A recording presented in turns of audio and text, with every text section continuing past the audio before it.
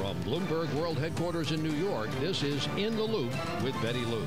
Yeah, I want to stay with retirement, though, and this time we're talking about private retirement planning. And that industry is bracing itself for any tax code overhaul that could hit 401ks. They're launching a lobbying campaign on behalf of the 70 million Americans who contribute to those plans through work. Megan Hughes joins us from D.C.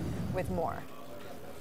Hi there, Betty. You know, when we talk about the mortgage interest rate deduction, we say it's a sacred cow. You'd think retirement plans would be as well, but Congress did hit 401k plans before, back in the 1980s. So this budget cycle, pension and retirement groups are taking a preemptive strike here. They're wrapping up their lobbying campaign, and they're actually challenging congressional estimates of how much 401k plans cost the Treasury Department every year. So in other words, how much the government could save if those tax-free contributions were taken off of the table. Congressional economists and the retirement planning industry, this is interesting, they have wildly different estimates. The nonpartisan Joint Committee on Taxation estimates the 5-year price tag at $294 billion. The retirement planning lobby says it's only $115 billion.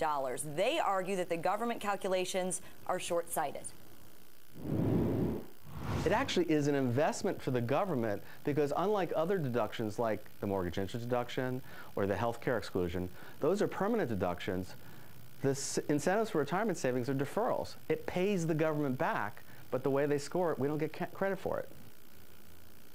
Now, the group also argues that for people making $30,000 to $50,000 a year, 70% of those workers will save through work 401k plans if they're offered, and often that's the only way they'll save. And the group says that if the tax benefits get stripped, a lot of employers may drop their plans. Now, on the other side of all of this, the Nonpartisan Tax Policy Center economists there have released arguments in favor of re-examining these tax breaks, making the case that they disproportionately benefit the wealthy.